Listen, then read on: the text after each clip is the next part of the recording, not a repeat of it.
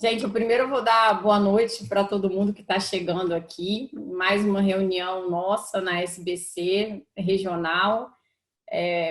Mais uma vez tentando trazer aqui para a gente discussões maravilhosas para poder acrescentar experiência para todo mundo que está aprendendo junto, eu acho, né? Essa doença ela é uma doença que ninguém conhece, ninguém pode bater o martelo. Eu acho que todo aprendizado só acrescenta. A gente viu isso semana passada, vamos ver hoje de novo. E eu agradeci a Eunário, acho que umas 60 mil vezes, pela honra que ela está dando para a nossa SBC aqui, para a nossa regional, de poder receber ela na terça-noite, depois de um dia de trabalho imenso. Ela ainda se disponibilizar em conversar e dividir a experiência dela com a gente. É Eunária, epidemiologista do Hospital Sírio-Libanês, professora da Faculdade de Medicina da USP, e está dando a honra para o nosso Espírito Santo de estar aqui com a gente. Então, eu só posso agradecer, Eunária, eu não tenho mais palavras para falar isso para você. Não agradeço, eu que agradeço, a honra é minha, te falei. Adoro. Eu vou deixar o Roberto... Eunara, a Patrícia está aí. Cadê? Patrícia, você está aí? Está aqui, deixa eu achar ela aqui. Está aqui. Minha colega... Patrícia, a Eunara falou que você que trouxe ela para conhecer o Espírito Santo. A gente estava conversando e descobriu que você trabalhava comigo. Eu lembro, lógico. Aqui, lógico, nós dividimos o quarto na residência. Foi mesmo! E você tá bem? A gente nunca se encontrava, né? Mas tudo bem, a gente dividiu o quarto. Tava sempre uma de plantão, outra de plantão. Você tá impressionante. Tudo bem com você? Tudo, graças a Deus. Tá sobrevivendo ao Covid aí, né? Que luta, né? Nossa, fala não. Nós estamos começando, a nossa também aqui já está na fase de aceleração aqui. Mas vamos que vamos. Bom falar com você. Também, saudade. Saudade mesmo. Aí, tá vendo, Eunara? Veio via online, no mundo moderno, matar a saudade. Puxa vida, que como foi bom. Foi o melhor aipim que eu já comi, lá em Marataízes. Bom, vamos lá. Eu acho que o Roberto vai falar alguma coisa, Roberto. Não, só ia dar... Bom, agora começando oficialmente, já que iniciou, ia dar as boas-vindas para a Eunara, agradecer por ter aceitado o convite. É uma honra para todos nós do Espírito Santo ter você hoje para elucidar várias questões interessantíssimas nessa nova doença que está chegando assolando a gente. Então, eu acho que é uma grande oportunidade para a gente aprender um pouco mais. E a gente agradece mais uma vez e espera ter você em outras oportunidades junto com a gente, que com certeza vai ser muito válido. Obrigado mais uma vez. Não, eu que agradeço a oportunidade e como a Tati falou, a gente está aprendendo junto, então tudo que vocês descobrirem do lado daí, me liguem também aqui, porque a gente está na luta, na guerra, tentando o melhor possível, né? É uma loucura isso daqui, é um desgaste que eu nunca vi na minha vida. Desesperador. Mas eu que agradeço, é uma honra para mim poder falar para vocês aí. E a gente a Tati falou para eu fazer uma explanação breve, e depois a gente vai deixar aberto para perguntas, daí a gente conversa e vai entrando aí nas dúvidas que a gente pode ter. Aí, você acha que eu já começo, Tati? Pode, à vontade, Eunara. Então, vamos lá. Então, a gente vai falar um pouquinho dessa coagulopatia que a gente está vendo na Covid-19. Antes eu falava da CIVD. Ela é um tipo de CIVD, de coagulação intravascular disseminada, mas ela é um tipo de CIVD que é diferente, que chama CIVD trombótica, que eu vou falar um pouquinho para você durante a explanação. Bom, quais são as evidências de que existe essa coagulopatia trombótica na Covid-19, né? a gente vê pacientes inicialmente, né, no começo do quadro, com hipoxemia grave e com pulmões com uma complacência próximo do normal. E em alguns casos dizendo que o paciente está com uma hipoxemia grave e ele não sente dispneia, porque quando o pulmão tem uma complacência normal, aquele receptor J da complacência ele não é ativado, então o paciente às vezes não sente dispneia e está com hipoxemia grave, né? Além disso, então isso fala para a gente a favor de uma lesão que começa pelo lado vascular e não tanto pelo lado alveolar epitelial, epitelial, mas não tanto com inflamação intraalveolar, como seria uma síndrome de desconforto respiratório agudo inicial, né? Além disso, a gente está tendo fenômenos trombóticos frequentes. Todo dia você acorda, vai olhar na literatura, tem uma outra pessoa descrevendo um aumento de tromboembolismo pulmonar, um aumento de AVC em jovens, uma pessoa que perdeu uma perna na UTI, acroisquemia e tudo mais. Além disso, alterações laboratoriais que incluem o aumento do dedímero, que tem sido mostrado como um parâmetro de gravidade da doença, plaquetas que, ao contrário da CIVD que sangra, a gente está vendo plaquetose nesses pacientes, e linfopenia, que é o que a gente mais vê. E esses três, principalmente o dedímero elevado e a linfopenia, têm sido marcadores de gravidade. Bom, aí veio no começo da história o professor Gattinani falando que a COVID levava a uma síndrome de desconforto respiratório atípica, né? Not lead to atípico. Então, uma coisa era uma síndrome de desconforto respiratório que não era típica. Na verdade, a gente acha que no começo não é uma síndrome de desconforto respiratório, ela é realmente uma doença trombótica no pulmão. E o que aconteceu? No primeiro paciente que eu cuidei lá no Sírio, a gente viu uma senhora que já está em casa, graças a Deus, ela teve uma piora rápida, como a gente vê desses pacientes, que às vezes em 8 horas, às vezes menos, eles progridem de catéter de oxigênio para intubação, né, uma piora rápida da oxigenação. Ela foi intubada e o pulmão super fácil de insuflar, uma complacência muito, muito boa. E na minha frente, ela teve uma isquemia do dedo, do hálux. Ele ficou roxo na hora. E isso me lembrou uns casos de CIVD, a Patrícia também deve lembrar do tempo da REC do INCOR, quando tinha aquele oxigenador de bolhas que fazia a circulação extracorpórea. Aquilo fazia umas CIVDs trombóticas, que a gente via uma degeneração da troca gasosa após a cirurgia, e a paciente às vezes tinha fenômenos tromboembólicos periféricos. A senhora me lembrou muito aquilo. E aí, isso que me chamou a atenção de estar acontecendo alguma coisa tromboembólica no pulmão. E eu fui conversar com os colegas da patologia do HC, que tinham liberado um laudo de síndrome de desconforto respiratório na COVID. Eu falei, não deve ser só isso, vamos olhar os trombos. E a gente achou trombo no pulmão, onde tinha um pulmão ainda preservado, ó, septo fininho, aqui trombo. Também nas áreas onde tinha dano alveolar difuso, esses são pacientes que faleceram, são dados de autópsia. Tinha alguns trombos no rim, e agora eles estão vendo mais, mas em menor grau, a trombose era mais pulmonar. E o colega da patologia, o Amaro, ele achou também trombos na derme. Esses pacientes têm muita dor muscular e dor no corpo, talvez por isquemia, não sei. E a gente está aprendendo, como disse a Tati, nós estamos aprendendo todo dia. Ninguém é dono da verdade. É que quando eu vi isso, e essa senhora, a primeira que eu vi, eu fiz a mesma coisa que eu fazia lá na recuperação do INCOR. Eu conversei com o Dr. Elbio D'Amico, que é um hematologista muito, muito bom e especialista em coagulação, e eu falei, eu vou fazer nela a mesma coisa que a gente fazia nos pacientes que tinham CIVD trombótica lá, entrar com heparina endovenosa contínua num TTPA em torno de 1,5 a 2 e começar o cabo de guerra com a coagulação, né? Quanto mais o paciente quer coagular, você tenta anticoagular e balancear essa história. E em 6 horas, ela tinha melhorado, ela estava com uma FI de 80 de manhã, ou em 8 horas. À tardinha, ela estava com FI de 40 e o pé começou a ficar rosinha e ela melhorou, ela já está em casa. E esse primeiro caso me levou a começar a anticoagular e a achar que essa lesão inicial ela é dependente de trombose. Depois, o pulmão progride para as outras coisas. Então, aqui tem algumas fotos bem, bem bonitas. A gente conseguiu publicar esse paper no Journal of Thrombosis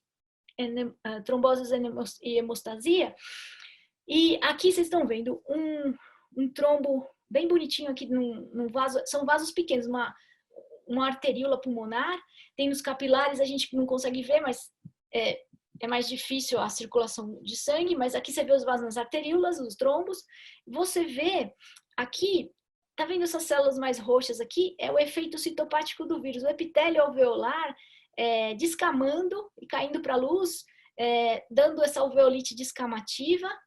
E aqui uma membrana hialina. Então, tem áreas do pulmão que tem dano alveolar difuso no final e tem áreas com trombose. Aqui, ó, outro trombo, mais um trombo aqui, bastante trombose. Então, o que a gente acredita que acontece, e isso é uma hipótese, porque a gente ainda não tem, toda a fisiopatologia da doença de jeito nenhum, é o seguinte: o vírus, esse aqui já é um pulmão com dano alveolar difuso, quer dizer, isso progrediu. Inicialmente o vírus entra, o efeito citopático a gente só conseguiu achar no epitélio respiratório. Ele agride o epitélio respiratório, ele causa uma alveolite descamativa, uma bronquiolite descamativa, a membrana basal fica desnuda e veja que a membrana basal está muito próxima dos capilares, é a membrana alveolo-capilar, né? Então essa membrana basal fica desnuda e isso expõe um fator tecidual, que é um grande estimulante da coagulação.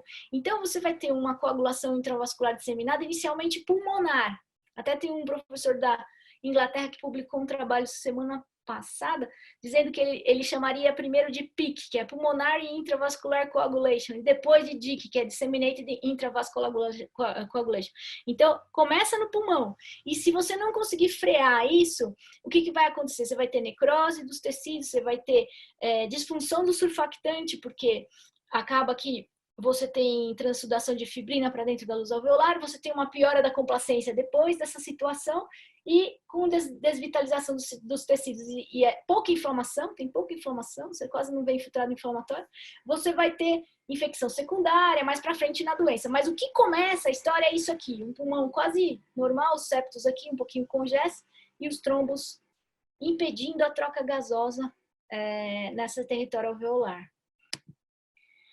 E isso ocorre em outros órgãos também. Você vê que tem esse estudo do Lancet, que vocês que são cardiologistas sabem melhor que eu, de pacientes com elevação de troponina e muitos deles com cateterismo normal. Isso acontece não nos grandes vasos, mas na microcirculação dos órgãos. Lá é uma CIVD na microcirculação. E aí, a gente fala que os pacientes portadores do corona, eles são traídos por seu próprio sistema imune, né? Porque eles têm a entrada do vírus, destruição do epitélio, toda a membrana basal fica desnuda, começa a tempestade de citocinas, e depois da tempestade de citocinas, que acontece de maneira diferente nos pacientes, você vê que a maioria dos pacientes, em torno de 85% deles, vão ter sintomas, nenhum sintoma, ou sintoma leve ou moderado. Mas aí quando chega nos 15% dos pacientes a 20%, esses sim vão ter sintomas severos ou vão ter sintomas críticos com necessidade de ventilação mecânica. É desses pacientes aqui, esses 15% que a gente está falando, os que vão para o lado da hipoxemia.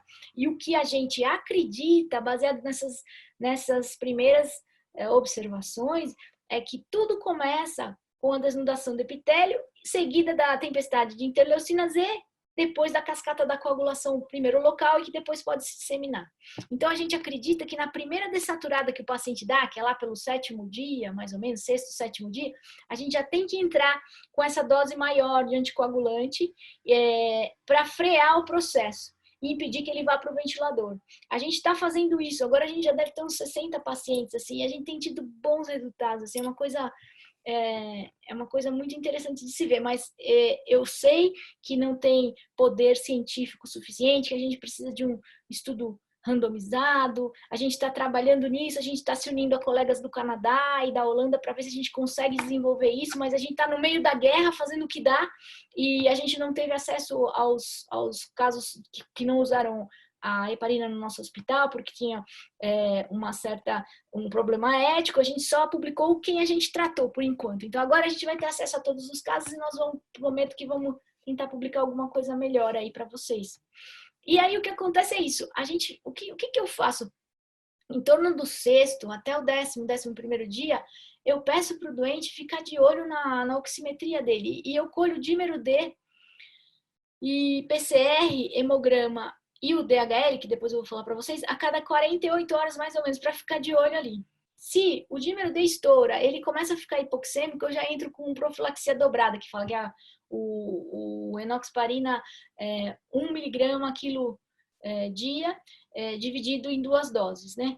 Agora, isso a gente vai observando e vai aumentando conforme a necessidade, guiado pela oxigenação. E o dímero não é linear. Eu vou explicar para vocês isso aí mais para frente.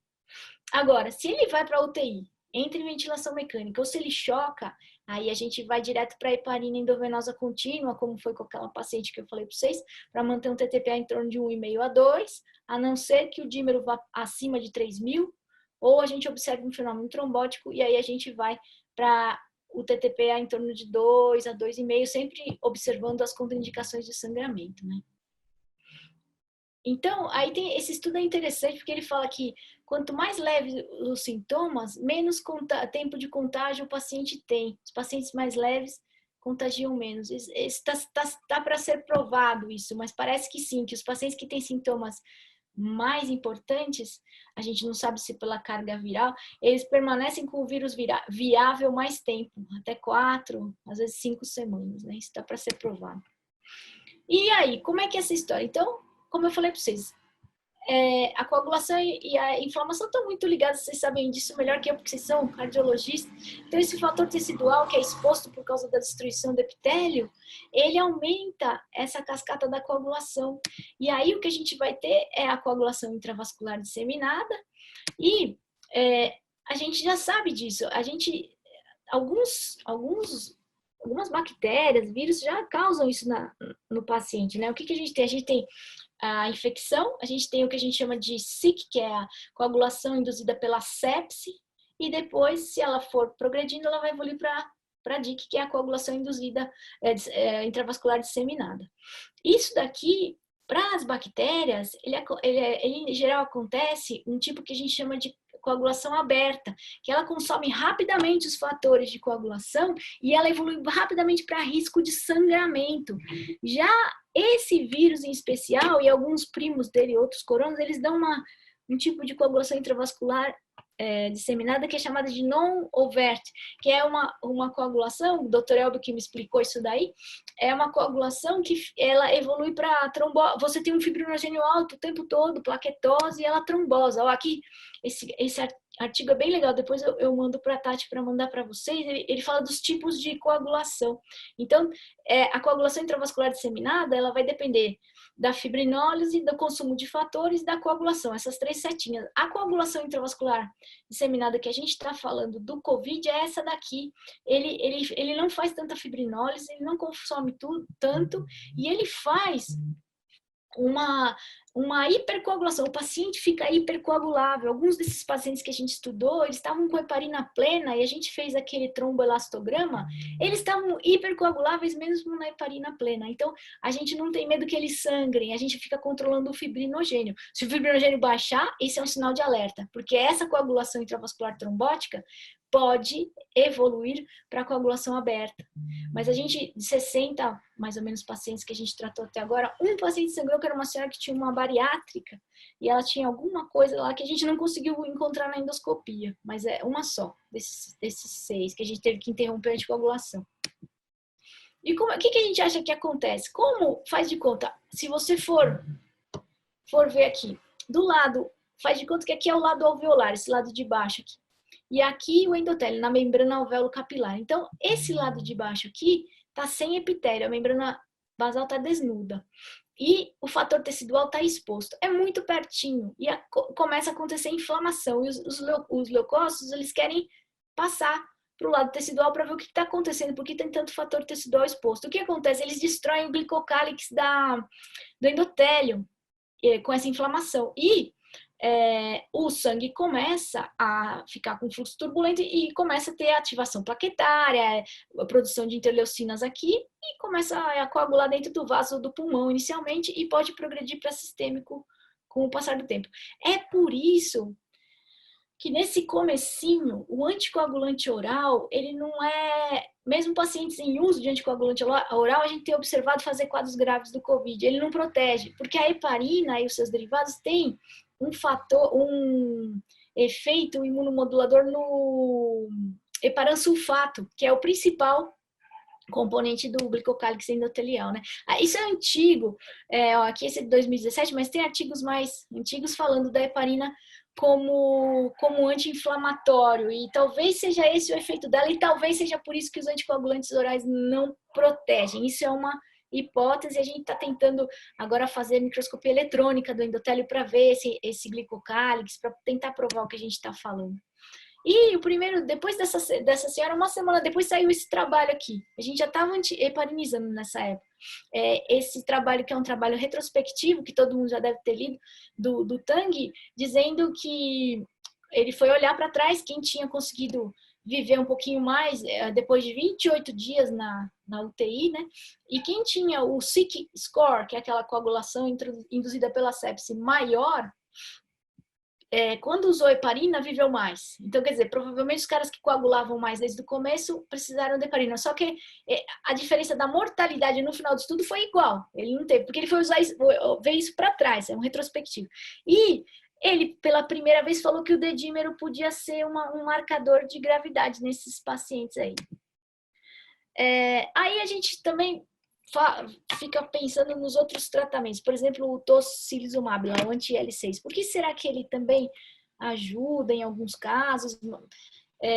A gente não tem muita experiência com ele, eu só usei numa senhora, essa senhora que não pôde anticoagular, a gente usou o tocilizumab, ela melhorou de primeiro, depois piorou tudo de novo, parece que ele não sustenta a resposta, não sei, eu não sou ninguém para falar disso, mas o tocilizumab, ele vai inibir a interleucina 6, e a interleucina 6 é uma interleucina importante de conexão entre inflamação e coagulação, então talvez ele tenha esse efeito por baixar um pouquinho a hipercoagulabilidade do paciente naquela hora. Se o paciente não for um paciente gravíssimo, talvez segure, só que o preço do tocilizumab é muito alto em comparação à heparina que a gente tem no SUS e tem disponível, né?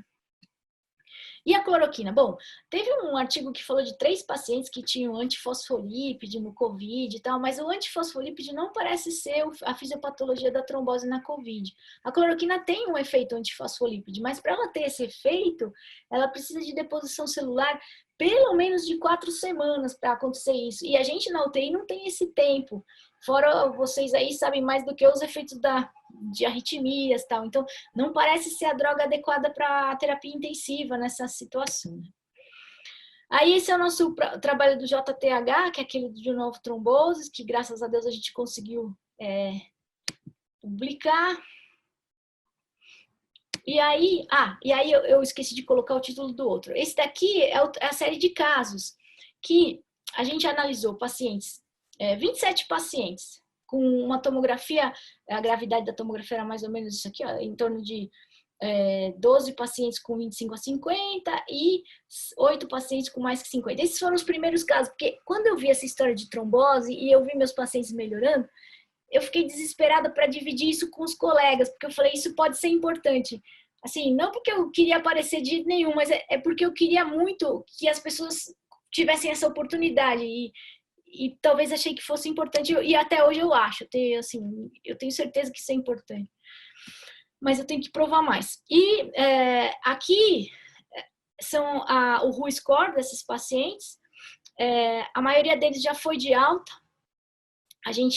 Isso aqui ainda é antes da semana passada. Agora a gente tem, dos 26 pacientes, a gente tem 3 pacientes internados na UTI. Uma senhora que a gente começou a anticoagulação 2 semanas depois que ela já estava doente, um outro senhor que também era uns 10 dias depois. A gente acha que mais precocemente você tem menos lesão orgânica e você consegue melhorar. Esse senhor que a gente começou 12 semanas depois, ele ia para diálise e não foi com anticoagulação. E o outro paciente que ainda está na UTI, desses 27, é um médico que intubou um paciente num hospital que não tinha o equipamento correto. Então, ele se expôs a uma carga viral absurda, ele intubou com a máscara normal, né? Aqui é a relação PO2-FO2 desses pacientes. Isso está no nosso pré-print, que a gente ainda não conseguiu publicar numa revista indexada, e até eu peço desculpas porque teve uma reportagem que veiculou que já tinha sido publicado e eu tentei mudar isso e não consegui. Ela está em pré-print no MedHevix, a gente mandou hoje para o PLOS ONE, porque como não é um estudo randomizado, as revistas não estão aceitando.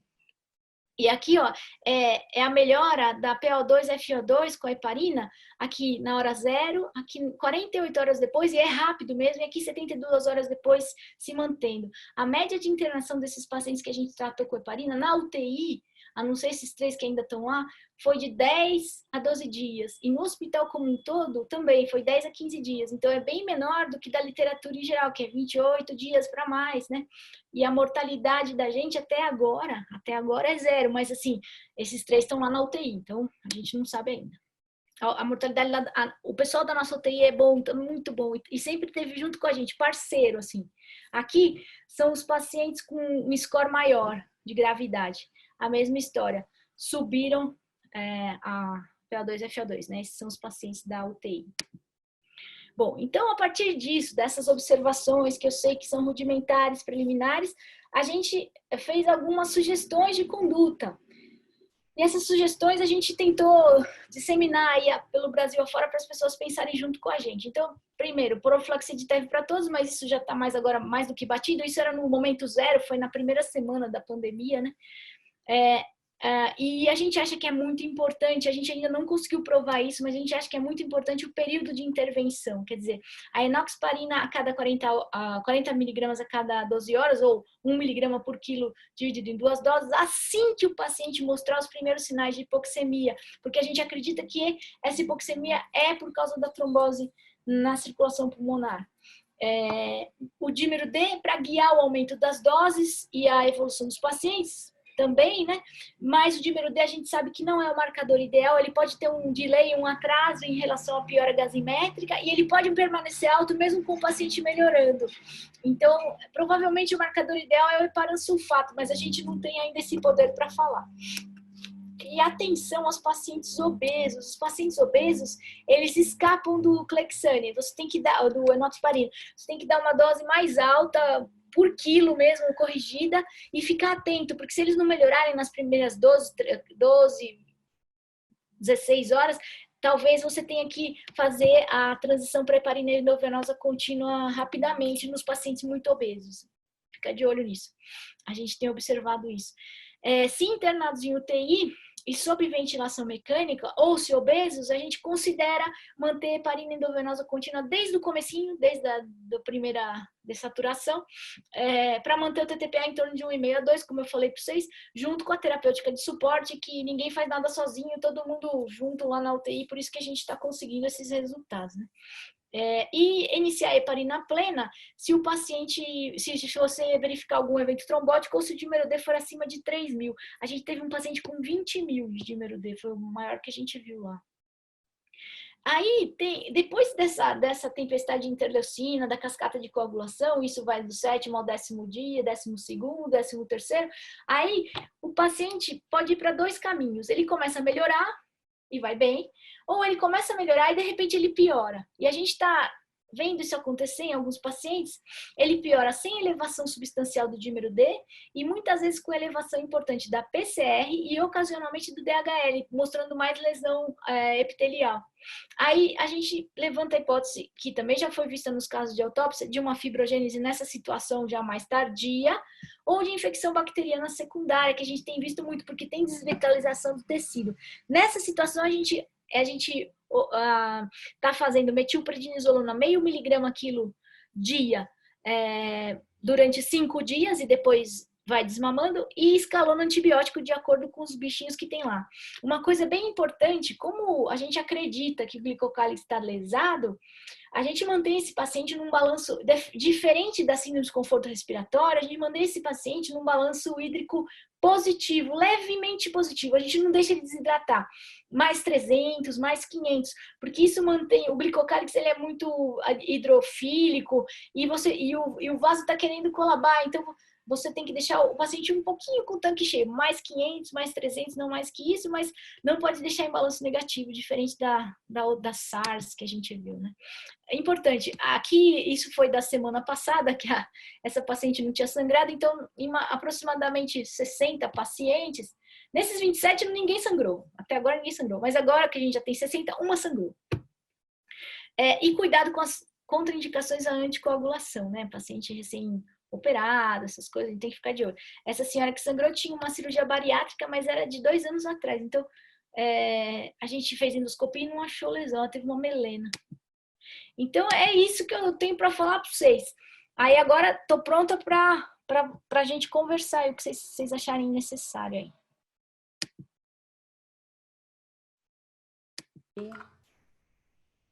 Não tô vendo você. Opa, tô me abrindo aqui.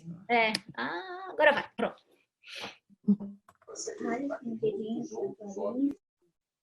Peraí. Eu pedi o pessoal para ir deixando, para ver se deixa alguma pergunta aqui pra gente, mas eu tô tentando abrir meu vídeo aqui. Meu TI saiu. O seu TI saiu? Não chama. Ele deu uma fugida. Mas eu vou falando por enquanto. Tá. O que eu ia te perguntar, que você falou, Ionara, é assim, você acompanha um pouco pelo dedímero, mas não segue com o dedímero. Uhum. Então, você tem um valor de dedímero ou um valor de saturação, que você também falou assim, quando ele começa a desaturar, eu faço alguma coisa. Uhum. E aí, você tem esse valor? Sim, abaixo de 93 de saturação eu já dobro o Clexane e fico de olho. E começo a colher o dímero a cada 24 horas, junto com o hemograma e o fibrinogênio, quem puder colher. Cada 48 horas está mais que suficiente. Você, 93%, você já então entra com heparina dose dobrada, né? Profilaxia dobrada. Não importa se ele vai estar na UTI ou na enfermaria. Não importa. Eu só fico de olho, não importa. A gente entrou aqui, Ionara, o Eduardo entrou aqui com a gente também, é nosso diretor da SBC, ele vai dar uma ajudada para a gente fazer as perguntas aqui do lado. Prazer, Eduardo. Prazer, Ionara. Acho que nesses dias eu tenho ficado numa UTI que atende praticamente só a Covid desde o dia 24 de março. E eu tenho até discutido com a Tati, com outros colegas, algumas observações importantes. E com relação a esse aspecto de coagulação, realmente tudo é novo, né? E algumas coisas me chamaram a atenção, mas que é muito diferente de tudo que eu tinha visto até então. Então, eu não tenho formação em ecocardiografia, em eco, mas eu tinha comprado um aparelho desse portátil em maio do ano passado e tenho feito sistematicamente nos pacientes da UTI. Eu dou uma carga horária de plantão grande, eu faço em média 60, 80 horas de plantão por semana, então eu faço com frequência desses pacientes. Menino, se cuida! E o que me chamou a atenção, por exemplo, os pacientes que foram para CAT, que tinham supra DST lindo no eletro, quando a gente vê uma doença de microcirculação, o pessoal que faz CAT me corrija se estiver falando alguma coisa errada, mas em geral a gente vê um número de batimentos que é maior do que quando você vê que a microcirculação está parada, o tempo de enchimento da artéria é lento demais. E nesses pacientes isso não ocorreu, a cada 3 batimentos você lavava a artéria. Ou seja, parecendo que no mesmo leito arterial existem artérias que podem fazer microtrombo e outras que estão fazendo uma perda de controle autonômico, fazendo com que o fluxo seja maior. Sim. Um outro cenário interessante, e aí como pneumologista você pode me explicar até melhor, é assim, em geral, o que eu vejo nos pacientes que ficam sépticos, até mesmo nas pneumonias por H1N1, é que a hora que esse paciente faz hipoxemia, ele faz uma PSAP mais alta. A pressão da artéria pulmonar fica mais alta por uma questão da hipóxia.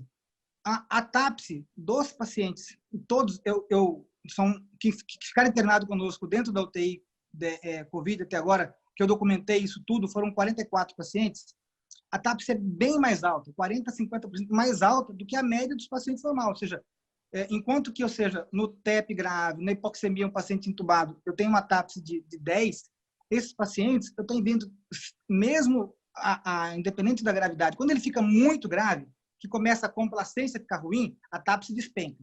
Mas enquanto a complacência pulmonar é boa, é impressionante como que a TAPSE deles é alta, me fazendo uma sugestão de que nós estamos lidando muito com uma doença que altera, que faz um mix de shunt, de ventilação-perfusão, e aí eles aumentam, o fluxo, na verdade, não cai. A pressão da artéria pulmonar fica até reduzido em relação ao que a gente habitualmente viria se fosse, por exemplo, um TEP maciço, né? E é interessante porque, como você disse antes, né, toda hora a gente está aprendendo um pouco sobre esse assunto, porque eu não tinha visto nada parecido com isso. Vendo pacientes com infarto de VD, que a gente colocou ECMO e melhorou, com TAPS de 6, pacientes com disfunção de VD crônica, até a relação de volume de VD sobre VF, você olha as imagens, não chama atenção. Mas é impressionante. E o grau de acometimento, né? Como o pulmão vai inundando de forma muito rápida. É impressionante. E eles têm também... Você viu esse artigo do Pesente falando do espaço morto? Que eles têm mais espaço morto no começo e depois eles fazem shunt no final. Você viu esse negócio? Vi. Eu vi isso porque eu tinha falado com o Pedro Schwartzman e ele tinha me falado que, assim, ó, acho que tem muito espaço morto nessa história. Que bate, né? Pois é. O que eu acho interessante é esse aspecto, né, da anticoagulação. Existe um coordenador da Universidade da Flórida. Ele é o diretor do Clinical Infectious Disease, é o editor-chefe das revistas, e ele estava chamando muita atenção de que nesses trabalhos iniciais de necrópsia com robô, que eles têm feito em Seattle inicialmente, o aspecto que eles têm uma densidade, uma capacidade fibrosante enorme dessa doença, uma invasão de linfócitos B e que se transformam em linfócitos com polinucleados e com uma capacidade e intensidade de fibrose impressionante. Dos 80 pacientes que internaram até agora na nossa unidade, apenas uma paciente de 95 anos foi a óbito e de uma maneira que me chamou a atenção, que ela fez uma sistolia comendo. Ela tinha um acometimento pulmonar maior que 50%, ela tinha os scores de gravidades bastante altos, mas ela fez um evento súbito do nada. E me lembrou muito a história da primeira morte da primeira médica chinesa, né, gastroenterologista, que ficou no 35º dia, parou por assistolia. Foi. Então, assim, nesses eventos de necrópsia que vocês viram inicialmente, vocês têm notado algum padrão de fibrose? Alguém fez alguma necrópsia assim? Existe alguma coisa para a gente pensar que essa ativação ela não é localizada? Ou seja, eu poderia ter fibrose no sistema de condução, eu poderia ter fibrose em outros locais. E a outra coisa é o quanto que, se essa doença é fibrosante, o quanto que esse dímero D não pode ser uma expressão dessa fibrose cortando plaqueta ou hemácia na circulação. Não. O dímero D é precoce, quando começa a trombosar. A fibrose você vê. Nos casos que vão a óbito, você vê fibrose alveolar e bronquiolar. No coração, o Amaro ele viu microtrombo na circulação cardíaca. E tem pouquíssimo infiltrado inflamatório. E um pouquinho de edema entre as... pouquíssimo. O cara é um cara imunossuprimido. É engraçado assim que você vê linfócito pouquinho aquecido, assim, em todos os órgãos, um pouquinho só. Mas você vê ele fazendo trombo na microcirculação em todo lugar. Agora o pulmão fibrosa no final. Ele fibrosa. Pois é.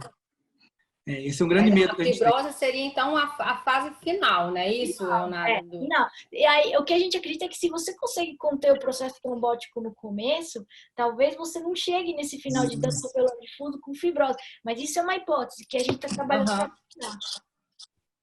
Quando você falou do tocilizumab, quando que você acha que é o momento de entrar, mesmo ele heparinizado?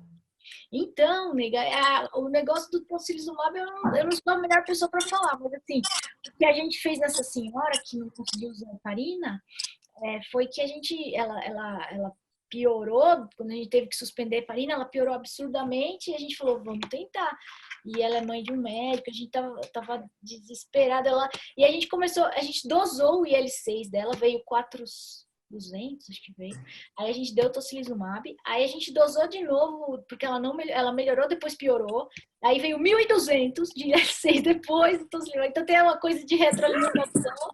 Aí a gente deu a segunda dose, e aí agora ela tá começando a se recuperar de novo. Ela fez uma desautonomia. Vocês estão vendo muita desautonomia também? Isso é interessantíssimo. eu não tenho os pacientes que até para ver efeito da hidroxicloroquina, o que eu fiz foi assim, eu fiz um programa para coletar a informação com o iPhone. Então, eu tenho registrado o eletrocardiograma dos pacientes, na hora que eles chegam na unidade, e se começar a hidroxicloroquina, ou que dose começou e após o término. E o que eu tenho visto é uma variabilidade tanto do intervalo QT, como da divergência da repolarização do QRS e da onda T, mostrando que essa divergência de ângulo, né, do QRS onda T é sabido como um fator pró-arrítmico já antigo. E o interessante não é que eles alteram em uma direção. Eles alteram e você não tem, na verdade, direção. Ele muda de um dia para o outro constantemente. Mas me chamou a atenção isso que você falou com relação ao imunossuprimido, por exemplo, um dos primeiros pacientes que nós tivemos foi um renal crônico transplantado renal, por síndrome de Alport, em que ele brincou e falou assim, doutor, antes de transplantar eu não gostava de viver, agora eu gosto, tenho medo de morrer, né? E foi interessante como que essa combinação, né? A hora que a plaqueta começa a cair um pouco mais, o dímero D sobe, PCR sobe a valores bastante altos, e aí você vê que a febre um pouco mais intensa é que o cara está começando a entrar nessa fase, né, nessa virada de chave, né? A gente colocou ele, mesmo dando extubado, a gente colocou ele em prona, a saturação dele foi de 85, 86, foi para 93%, e isso melhorou bastante a capacidade dele tolerar essa fase inicial, constando volume, usou hidroxicloroquina com ácido nessa fase, e ele acabou melhorando aos poucos, mas ele falou que, por exemplo, o olfato só melhorou daí 18 dias. E agora ele está bem? Ele está bem, está em casa, já tem 15 dias. Os diabéticos tipo 1 que nós internamos e os imunossuprimidos de alguma forma, nitidamente parece que começam a virar essa chave numa fase um pouco mais tardia, que me deixa hoje um pouco mais com medo desse grupo de pacientes, né? E que nem sempre esse dímero D de entrada. Aqui a gente não tem no Espírito Santo, não consigo dosar fácil procalcitonina para fazer essa avaliação de admissão nesses grupos graves, saber quem que pode ter uma co-infecção bacteriana ou não. Entendeu? Então, é uma certa dificuldade de você estabelecer, falar qual que é o momento de eu ampliar antibiótico terapia nesses pacientes. Então, realmente fica na nossa mão muito mais esse aspecto da anticoagulação. E uma coisa que eu vi esse cara da Flórida chamando a atenção numa palestra, foi falando que há uma mobilização de fator 8 muito alta. Isso. Nesse cenário, um exemplo, por exemplo, nós que temos pacientes com valvulopatia metálica, doença com válvula metálica, o uso do Marevan nesse cenário, então, seria um paciente de maior risco de complicação, né? Então, teoricamente, é tudo teoria, tudo teoria. Isso aí, Mas porque o Dr. Elber que me explicou isso aí, como a microcirculação é que está mais afetada, e o fator 8 lá na microcirculação ele desintegra para poder passar, não sei o que, ele estava falando da ristocetina e tudo mais. Então, você vai ver esse negócio acontecer, do fator 8 ficar alterado. Então, e eu não sei, os anticoagulantes orais não protegem. Não protegem, né? Eu vi um pessoal de Portugal falando sobre o xarelto nesse grupo de pacientes, mas nitidamente, realmente, parece que esse grupo vai melhor com heparina não fracionada, em bomba, né? Ou o Clexane também, os mais leves, assim dá para mandar ver. Mas é isso, a gente tá aprendendo todo dia, né? Evnara, eu vou passar aqui para umas perguntazinhas do chat, e depois vou deixar o Roberto fazer uma pergunta. O Ricardo, que é um arritmologista aqui da gente, te pergunta assim: na fase inicial da Covid-19, paciente com sintomas leves, é possível termos alterações laboratoriais da coagulação, como TAP alargado ou níveis elevados do dedímero mesmo nas fases leves? Leves. A gente não está vendo. Nesse caso, qual seria a conduta? A gente está vendo hipercoagulabilidade. Nas fases iniciais, a gente vê aumento de fibrinogenio, não tem alteração de TAP e tem plaquetose. Então, a gente tá tranquilo para anticoagular. Agora, pode ser que um paciente apareça para você e ele não esteja contando para você direito quando começaram os sintomas dele. Então, às vezes, você pega ele numa fase inicial, já com toda a coagulação alterada, mostrando o consumo de fator, e às vezes ele já tá mais para frente na história, né? Já tá indo para CIVD aberta. Se ele tiver com fibrinogênio baixo, aí é perigoso anticoagular. Você até pode tentar, mas tem que tomar muito cuidado. Porque ele bota assim, se está na fase inicial com sintoma leve e você fez essa dosagem, o dedímero está alto, como é que você vai internar esse paciente ou você vai mandar ele para casa, entende? Porque ele tá esse cara é um cara bom de internar, porque é uma bomba relógio, né? Ele pode dar uma piorada em 12 horas. Vocês devem ter visto isso aí, é rápido. O paciente tá bem, daqui a pouco ele tá horrível, né? Esse eu internaria.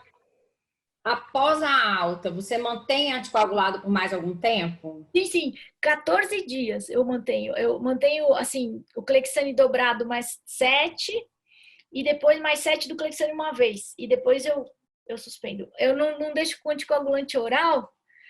Até deixei um paciente, mas porque ele não tinha como conseguir enoxaparina. Ele foi bem, era um paciente mais leve. Mas, assim, eu prefiro o enoxaparina por pelo menos 14 dias para proteger esses pacientes. Eu acho que a outra pergunta dele você já respondeu, que ele pergunta se o paciente já vinha em uso de NOAC, se você trocaria para enoxaparina ou aí depois de passar esses 14 dias aí, que se a gente estiver pensando direito, eu não sei, é tudo uma hipótese, como eu falei para vocês, que é o tempo de meio que reconstrução do glicocálix e tal, daí depois você pode trocar, ele vai bem. E depois ele vai tranquilo. Mas essas 2 semanas pós-alta, dependendo da gravidade do paciente, melhor deixar na enoxaparina. Aqui o Ayrton, ele pergunta assim, existe algum papel para o fibrinolítico em casos mais graves que não responderam à heparina? Isso é uma boa pergunta. Teve um paciente, um médico que publicou 3 casos que ele usou fibrinolítico, alteplase. E o que aconteceu com esses 3 casos? Eu não sei, esses caras publicam 3 casos, a gente que é brasileiro com série de 27 casos não consegue publicar tudo, mas deixa eu falar isso daí. Aí esse cara, ele fez alteplase, ele melhorou, o cara melhorou, os pacientes melhoraram e dali 2 horas eles pioraram de novo. Então, o que o fibrinolítico faz é uma coisa fugaz, ele não mantém. Porque eu acho que tem essa coisa da imunomodulação mesmo, da heparina, da inflamação. Mas o problema ainda é pior, porque eu lembro, aí não dessa época, mas quando eu era velha, quer dizer, jovem lá, 30 anos atrás, lá na REC, o que a gente via é que fibrinolítico, e logo na época surgiu, causava sangramento, porque imagina que o capilar está machucado, está inflamado, e você vai dar um fibrinolítico, a chance de você sangrar é maior. Então, o fibrinolítico não consegue manter por muito tempo, são poucos casos, né? E é perigoso nesses pacientes, pelo menos pelo que a gente está transpondo de lá para cá, no que a gente consegue saber até agora, né? Embora o morcego tenha um fibrinolítico na saliva, né? Sabe isso aí? Sempre com frequência. Roberto, você quer fazer uma pergunta? Vamos lá. Bom, primeiro eu achei muito interessante a forma como você colocou mais essa peça no quebra-cabeça, né? É uma doença que causa fibrose, mas causa coagulopatia, causa injúria miocárdica, causa insuficiência respiratória. Ela traz um pacote e a gente tem que colocar mais essa peça dentro da panela, certamente. Então, muito interessante a forma como foi falado. Achei interessante essa relação do dedímero aumentando, a mortalidade aumentando e a heparina conseguindo ter esse efeito interessante nesses pacientes com o dedímero cada vez mais aumentado. Um comentário primeiro é que você falou várias vezes da evidência que não é a mais robusta e, claro, você faz essa ressalva com bastante propriedade, mas é lógico que nesse momento, nessa situação que a gente vive hoje no mundo todo, não é um momento de se esperar evidência de alta qualidade e esperar sempre a nossa querida medicina baseada em evidência funcionar da melhor forma possível. A gente deve sim, talvez, minha opinião, claro, se apegar um pouquinho mais a evidências menores, mas que podem trazer algum benefício, mas claro que mantendo algum senso crítico, mas não é o momento da gente esperar grandes trials ainda em relação ao Covid, né? Uma pergunta que eu tenho, você explicou muito bem em relação ao NOAC, que era a pergunta de uma grande parte da plateia. Uma pergunta que eu tenho é o seguinte, eu percebi uma certa preferência quando o paciente ficava cada vez mais grave, ou quando se tinha algum receio em relação ao efeito da enoxaparina, eu sentia alguma preferência para mudar nesse momento para a heparina não fracionada. Não é muito da prática a gente dosar o anti-10A, mas vocês pensaram em algum momento nesses pacientes em manter a enoxaparina, até por ser mais confortável do ponto de vista posológico, e dosar o anti-10A em alguma situação dessas, ou a preferência foi sempre mudar para não fracionada mesmo? Nesse primeiro começo da guerra aí, que a gente começou, como a gente estava com medo mesmo, né? Porque eles iam embora assim na nossa cara, então a gente ia, o cara começava a piorar, a gente mudava para endovenosa na hora. E aí agora, depois de passar esse tempo, a gente está começando a dosar o anti-10 aí para esse lado que você está falando. Agora, quando o paciente é obeso, é um perigo. Você tem que tomar muito cuidado. Você tem que tomar, assim, às vezes ele demora para sair do ciclo da cascata da coagulação e aí a gente acaba pulando etapa e indo para a endovenosa contínua, nesses obesos graves, assim. Então, mas agora a gente está começando a tomar essas atitudes aí. E dá para fazer. Dá. Aqui tem uma pergunta, Nara, se assim, você tem observado muitos casos com quadro compatível com Covid, mas com PCR negativo. Já veio essa pergunta aqui. Você tem pego muito PCR negativo com caso típico. 40% dos nossos PCRs estão dando falso negativo, 35 a 40. E o caso da Tomo ajuda pra caramba. O pessoal da rádio aí, né, o Fernando que fala, ajuda muito, porque você vai ver o caso é típico, né? Então a gente tá se guiando pelas duas coisas, não tem... O PCR estava muito ruim. Parece que agora chegou um melhor aí que vai ter mais positividade, mas no comecinho você falava, mas não é possível que esse paciente não é Covid, e aí vinha negativo, daí você repetia depois de um certo tempo, aí vinha positivo, e também no comecinho da doença às vezes pode vir negativo, se você tiver óligo sintomático é mais fácil de vir negativo, então a gente seguia pela tomo, sim. Quando você está nessa fase ainda inicial do microtrombo, você já detecta aumento da pressão capilar pulmonar? Da pressão arterial pulmonar? Arterial não, a gente não tem Swan-Ganz, mas assim, uma senhora que é uma dessas aí que demorou para entrar com a heparina, que ela só entrou nessa situação porque ela ia falecer, que ela tá ainda na UTI, mas já deve ir de alta amanhã. Ela teve uma pressão de artéria pulmonar de 70, então eu acho que ela fez um TEP, ela tava piorando e aí a gente entrou com a heparina plena e aí ela melhorou. E ela teve livedo, alteração de perfusão de extremidade também, e tudo melhorou nela. Mas aí ela reinfectou, porque ela já estava lá 2 semanas, então já estava super colonizada. Era uma senhora que tinha paralisia diafragmática, porque na vida nada é fácil, então tudo mais difícil. E aí, essa senhora foi a única que a gente viu uma pressão de artéria pulmonar alterada, mas eu acho que ela fez um TEP. A gente não conseguiu dar tomo com contraste para ela, porque o rim naquela época estava ruim. Agora recuperou tudo, recuperou o rim e a gente tirou muito paciente de diálise com a heparina também. Isso aí a gente pôde observar. Vocês estão vendo muito circuito de diálise trombosar menos de 24 horas? A gente via isso direto lá antes de fazer heparina. Não sei se vocês estão vivendo isso. Você encontrou isso, Edu, na UTI? Circuito de diálise com trombose? Não, inicialmente não. Mas eles estão ficando com enoxaparina 1 miligrama por quilo uma vez ao dia. Legal. Então você não está por conta da gravidade deles. Então, assim, eles estão anticoagulados de forma plena, mesmo estando em diálise. Legal. E a sua experiência, Ionara, com BNP e troponina, se você tem observado o aumento logo no início da hipoxemia, na fase que o pulmão ainda tem uma complacência normal? Não. O BNP em geral é normal. Troponina também a gente viu um caso só mais pra frente, mas no comecinho não. Aqui tem uma pergunta sobre grávida. Nas pacientes grávidas com cardiopatia em uso de heparina, como deveria ser feita a anticoagulação de profilaxia dela? Aí eu não sei, porque aí tá caso a caso, né? Caso a caso. Vai ter que ser na balança. E aí acho que a gente tem que sentar e ver, porque eu não sei dizer. Você teve algum caso, Ionara, que precisou trocar para Fundaparinux? Uma paciente que não era do nosso protocolo inicial, mas ela teve, um outro colega usou a heparina e aí ela teve uma HIT, teve a trombocitopenia induzida por heparina e tocou para fondaparinux e tá bem, já saiu. Mas foi uma da UTI que... Teve um caso. Eduardo, você quer fazer mais alguma colocação? Roberto, ou a gente libera a Eunara para descansar, coitada? Tamo junto. Foi ótimo. Eunara, assim, eu que agradeço, eu acho que eu queria muito assim, ter feito essa aula com você, porque eu acho que os capixabas merecem essa sua informação. Acho que tudo que você tem estudado e tem apresentado, você faz com tanta empolgação que eu falo que a gente tem vontade de sair daqui para o hospital e prescrever heparina em todo mundo. Agora, mas isso eu tenho que controlar. Eu tentei não ser empolgada. Eu fui empolgada? Porque o povo tá falando, você é empolgada demais, se controla, mas é que eu sou...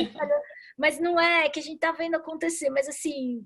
eu não, por exemplo, eu não uso cloroquina, eu tenho medo da cloroquina. Acho que vocês devem estar tendo bons resultados com ela também. Como é que vocês estão indo? Como é que está sendo a média de internação dos pacientes para vocês, assim, mais ou menos? Edu tem usado cloroquina. Eu tenho usado praticamente todos os pacientes. Todos os pacientes eu fiz eletro antes, durante e após. Não mudou o QTC de praticamente ninguém diretamente relacionado à cloroquina. Eu acho que os pacientes que têm uma síndrome QT longo, síndrome de Brugada, são especialmente sensíveis, né? Até por conta de quando eleva-se a temperatura, eles ficam muito mais sensíveis à arritmia. Eu tenho tomado um coro dos pacientes que têm FA, porque é impressionante como que a FA instabiliza hemodinamicamente esses pacientes e me deixa ele mais difícil de manejar. E qual Mas é a média de permanência? De permanência 7 dias. 7,8. Na UTI. Na UTI. No hospital? Assim, do hospital tem sido mais ou menos 11 dias. Ai, tá bom Eles demais. ficam um pouco na enfermaria. E caso grave?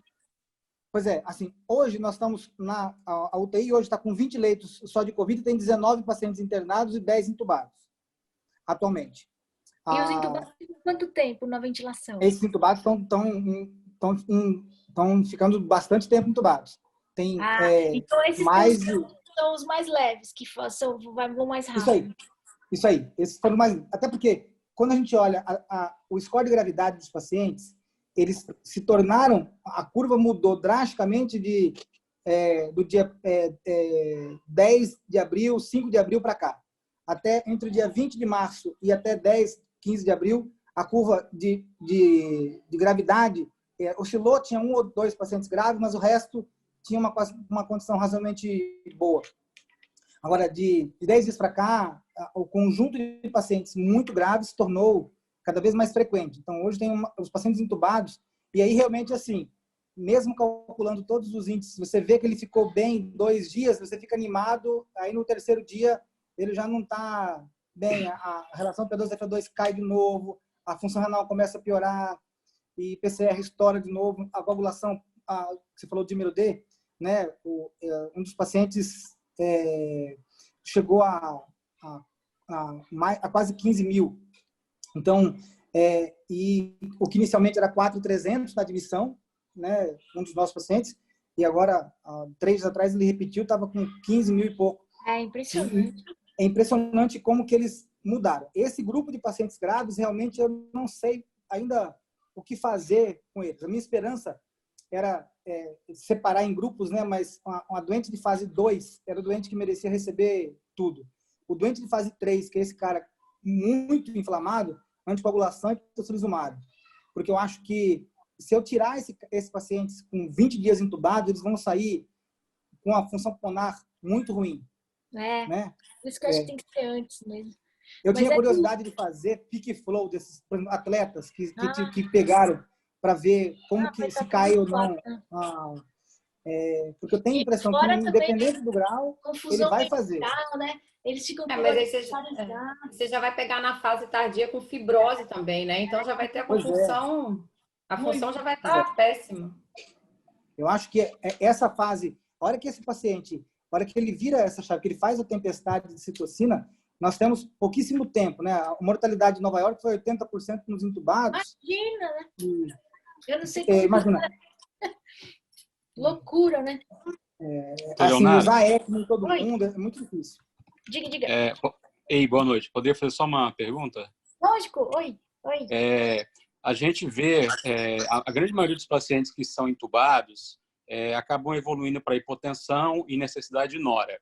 E a gente acaba não sabendo se isso é efeito da sedação ou se é realmente pela sepse, um choque séptico. Muitas vezes ficam com dose baixa de nora. E como é que você tem conduzido essa questão de usar a hidrocortisona naquela dose preconizada para choque séptico nesses casos? Já que existe a preocupação de que o corticoide pode favorecer a replicação viral, principalmente aí na fase mais inicial da doença. Você tem usado hidrocortisona no paciente usando nora, mesmo em dose baixa? Sim, não tem problema. O problema são nos primeiros 7 dias. Nesses primeiros 7 dias, você não deve usar corticoide de jeito nenhum. Agora, depois de passado isso, já dá para você abrir um pouquinho o uso de corticoide com parcimônia, não doses altas como tem aquele protocolo que é de 20 miligramas de decadron, eu não sei de onde tiraram isso. A Sara, né? Na década de 80, o Meduri já falou que não pode fazer isso. Eu não sei por que volta. Bom, tudo volta, né? Voltou a sandália. Será que já voltou a sandália com aquela meia listradinha? Não sei. É daquele tempo. O Meduri falou, não pode, você mata o cara. Então, é coisa pouca. Que nem você falou, esse corticoidinho para sepse não tem problema. Ou o cara começa a fibrosar, você quer dar meio miligrama de metilprednisolona por quilo, por dia? Não tem problema. Agora, você dá na primeira semana, logo que o cara começa com um pouco de dor de cabeça, aí é perigoso. Ou você dá um monte, fazer pulso lá, aí sim também é perigoso. Mas um pouquinho não tem problema. Corticoide na sepse é igual fazer receita de muqueca, né? Cada hora alguém coloca ingredientes diferentes e vira uma receita nova. Então, assim, é impressionante. E aí tem coentro, né? Tem coentro que eu gosto dessa muqueca capixaba, eu gosto. Tem coentro. Tá bom, obrigado. Pois, obrigada a você. Roberto, quer se despedir, Leonara?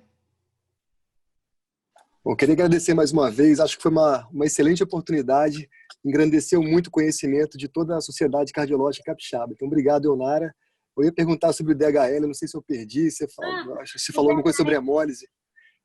Não, na verdade, ele marca um pouquinho morte celular, né? E a gente imagina que é morte dos pneumócitos lá, mas a gente não vê hemólise, que nem tinha um trabalho circulando aí, que era no modelo matemático do M, da massa, do cara. Nossa, um negócio complicadíssimo, né?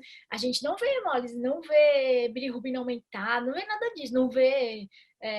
o DHL que a gente vê é quando começa a fibrose ou lesão alveolar aumentar. Aí a gente vê esse DHL subir, mas não por hemólise. Legal, beleza, elucidou. Bom, agradecer mais uma vez, obrigado, foi uma ótima oportunidade. E parabenizar a Tatiane, que tem contribuído enormemente, trazendo essas contribuições, essas sessões. É um trabalho excelente que vem sendo feito. Todo mundo agradece muito e agradeço em nome de toda a diretoria. Acho que com o apoio de toda a diretoria também, isso vem sendo possível. Acho que são ótimas oportunidades para a gente crescer ainda mais nesse momento difícil. Então, obrigado pela contribuição.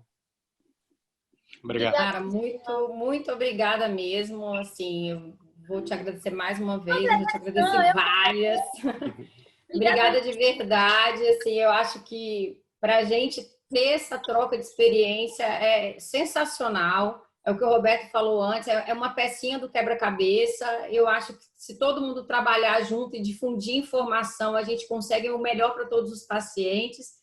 A gente vê a luta do Edu aqui nessa UTI Covid, toda hora dando uma informação diferente para a gente. E quando você traz essa informação que você está vivenciando aí, estimula todo mundo aqui também a poder trabalhar, correr atrás e tentar ter o resultado que vocês têm aí. É lógico que cada um tem um serviço, mas a gente tem condição de, com todas as informações, fazer o melhor. E montar esse quebra-cabeça aí. O negócio do balanço tem que ficar um pouquinho mais positivo, isso é importante.